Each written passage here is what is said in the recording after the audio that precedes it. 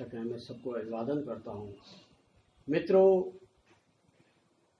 वैसे तो श्राद्ध पक्ष चल रहा है, पितरों का जो भी ये महालया पर पक्ष, जो भी आश्विन का जो 16 श्राद्ध आपके चल रहे हैं, हमारी हिंदू संस्कृति के अनुसार तर्पण चल रहा है। लोग अपने पितरों को तिलांजलि, जलांजलि, भोजनांजलि, श्रद्धांजलि जो भी है, घर घर पितरों का आवाहन, उनका ध्यान, उनकी मानसिक अर्चना, दान पुण्य सब चल रहे हैं। ये तो हमारे उसमें हिंदू धर्म में तो पुमान नामक नरक से तारण करने के लिए पुमान नर का त्यारे थे, जो पुत्र होता है पुमान नरक से तारता है। ये पुत्र की परिभाषा है। मैं सभी लोगों को यह सद्भावना प्रेषित करता हूँ कि आप लोगों के सभी जो पितृ देवता हैं, सभी पितृ आपके लिए फलीभूत हुए हैं, आपको उनका आशीर्वाद मिलता रहे। श्रद्धापूर्वक आप जो कार्य करते हैं, यही जो है श्राद्ध है, श्रद्धा से बना है। ये श्रद्धा के अधिकारी है। इसी बात के साथ मैं आपको एक बात और कहना चाहूँगा। एक प्रसंग कथानक इसको लेते हुए कि एक बार स्वामी राम तीर्थ जो प्रोफेसर रहे थे, वह देशाटन के लिए जापान चले गए। कुछ दिन जापान में रहने के बाद वह वहाँ के लोगों से घुल मिल गए। वह एक किसी होटल में या किसी ऐसे जगह पर ठहरे थे जिसके बगल में कुछ और भी बस्ती थी, पड़ोस था, एक कस्बा जैसा। तो एक दिन किसी जापानी व्यक्ति के घर में, मकान में किसी कारणवश आग लग गई। जब आग लगी तो जितने भी उस आस पड़ोस के लोग थे और परिवार के जो सदस्य थे, सभी हड़बड़ा गए और वह एक एक करके अपने घर का जो सामान है उसको बाहर डालने लगे। फर्नीचर हो गया, रेडियो हो गया, ट्रांजिस्टर हो गया, टेलीविज़न हो गए, बर्तन हो गए, सोना चांदी इत्यादि जो भी उनके पदार्थ थे, जो भी उनका सामान था, सबको जो है बाहर डालने लगे और आपस में ये कहने लगे कि कहीं और कीमती सामान तो घर के अंदर नहीं रह गया। ऐसा सभी लोग कह रहे हैं। सब ने अपने अपने प्रयास से जो भी घर का सामान था उसको बाहर किया ताकि अग्नि बाधा में कम से कम उनका सामान तो सुरक्षित रह सके। कुछ समय के बाद सामान तो सब सुरक्षित रह गया क्योंकि उनने बाहर डाल दिया, लेकिन बाद में जो मकान मालिक था, जिसका वह घर था, उसके दिमाग में एक बात आई। उसने कहा सारा सामान तो बाहर आ गया है, लेकिन कोई और चीज़ क्या अंदर है। तो ऐसा सोचते सोचते उसको अपने बच्चे की याद आई। उसका एक 8-10 वर्ष का जो बच्चा था वो अंदर ही सोया हुआ था। उसकी किसी को याद नहीं।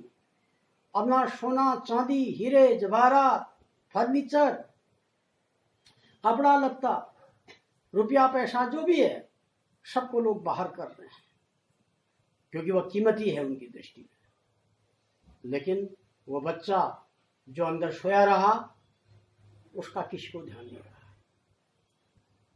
ध्यान क्या रहता, अब तो पूरे मकान में आग लग के मकान भस्म हो गया था और उसी अग्नि में वो बच्चा भी समा गया। अब उनको बड़ा पछतावा, रोने पीटने लगे। सबसे कीमती सामान हमने अपना जर जीवर, हीरे जवाहरात, फर्नीचर, बर्तन, रुपया पैसा और जो भी घर के अंदर इत्यादि जो भी भौतिक सामान है, ऐशो आराम के जो भी सामान है, कुर्सी मेज इत्यादि, इनको हमने कीमती समझ के इनको बाहर कर दिया। लेकिन हमारे बुद्धि ने काम ये नहीं किया कि हमारा जो बच्चा था जो अग्नि की भेंट चढ़ गया, क्या इससे भी कीमती कोई चीज संसार में है? क्या मनुष्य जीवन मिल सकता है किसी को? बड़े भाग मान रसतों पावा, बड़े भाग्य से मनुष्य मिलता है। बड़ा पछतावा हुआ, रोने पीटने लगे, रोने पीटने लगे, रोने पीटने लगे। इससे तो सामान जल जाता, मकान जल जाता, लेकिन हमारा बच्चा तो हमें सुरक्षित मिलता। इस बात का किसी को ध्यान नहीं रहा। स्वामी राम तीर्थ जी ये सब नजारा देख रहे थे। वो बड़ा विचारक और दार्शनिक थे। उनको बड़ा दुख भी हुआ। वह जापानी लोगों के बीच में गए और उन्होंने अपने डायरी में, संस्मृति में इस बात को लिखा कि मनुष्य बाहरी चकाचौंध को, हीरे जवाहरात, फर्नीचर, बैठने का सामान, पलंग, चारपाई या जो भी गाड़ी बंगला इत्यादि है, इसी को जो है बहुमूल्य और कीमती सामान समझता है। इसी कीमती सामान को उन्होंने बाहर किया।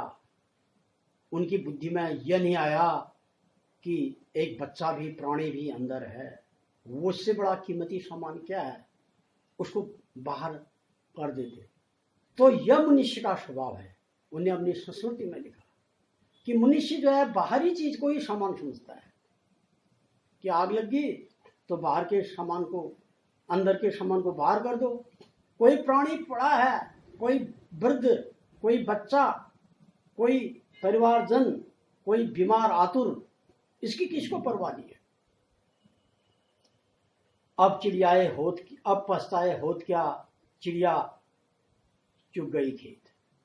उन्होंने लिखा कि व्यक्ति महान कब होता है?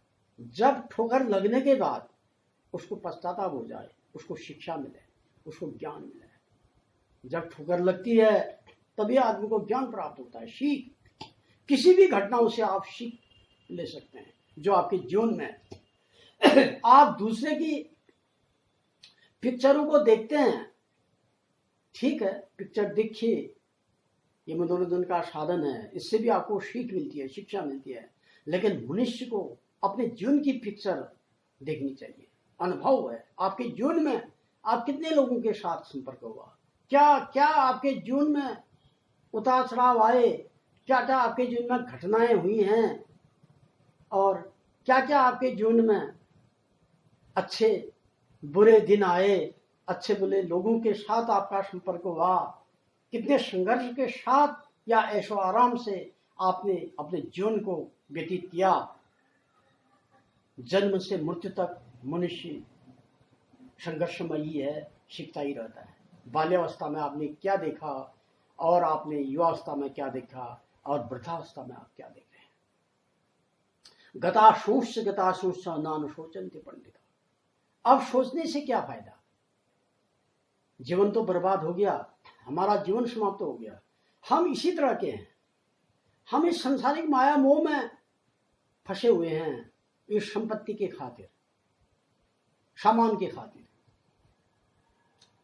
लेकिन इस मनुष्य शरीर के रहते हुए भी यदि हमें ज्ञान प्राप्त न हो, केवल बाहरी सामान को ही हम महत्व दें।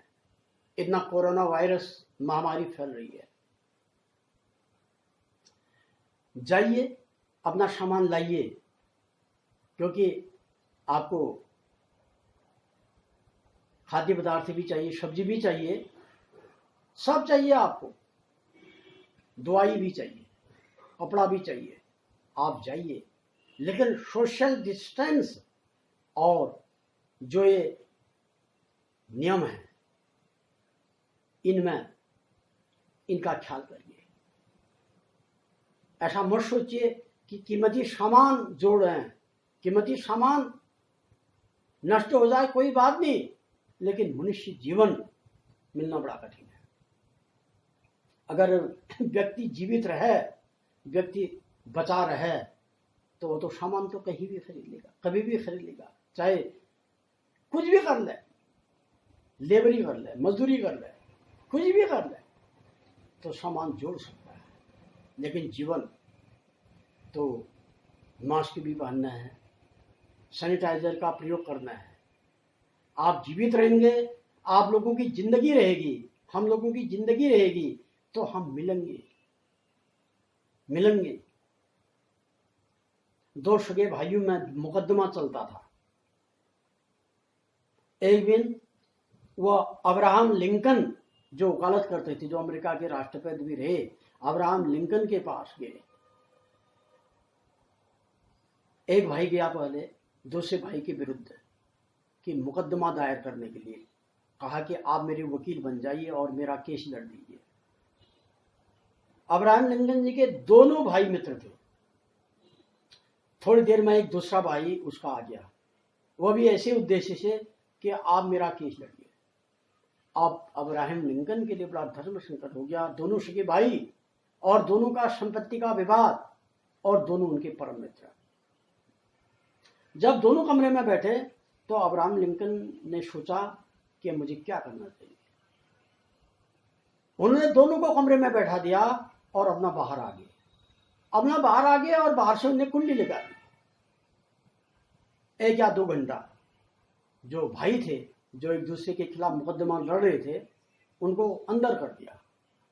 करीब 2 घंटे के बाद उन्होंने कुंडी खोली तो वो भाई दोनों आपस में हाथ मिलाते हुए हंसते हुए बाहर निकल गए। सुलह हो गया उनके आपस में। तो अब्राहम लिंकन का उदाहरण है ये।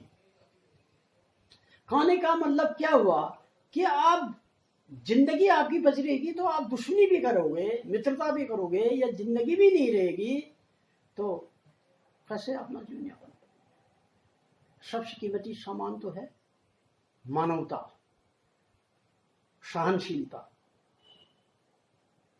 और विवेक, बुद्धि, ईश्वर का आशीर्वाद।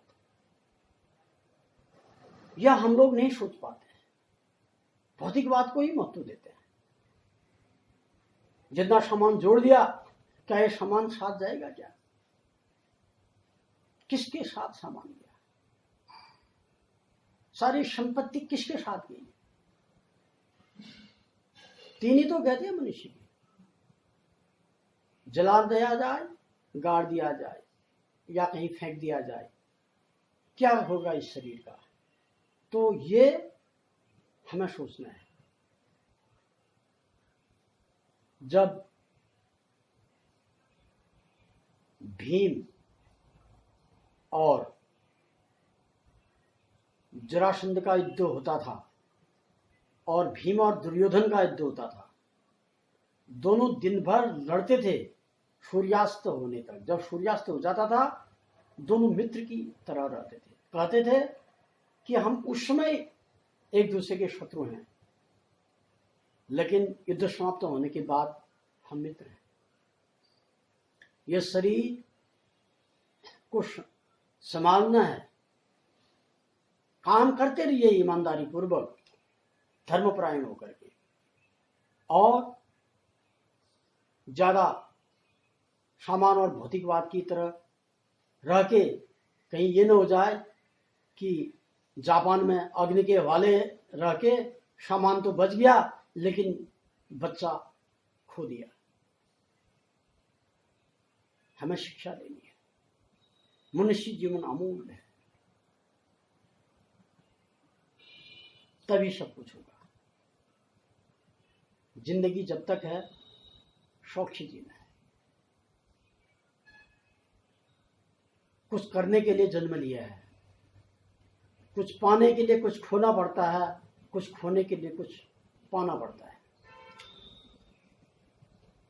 नहीं तो ये जिंदगी क्या है?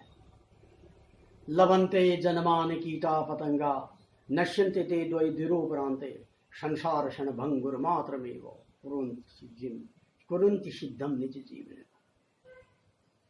चातुर्मासी नाला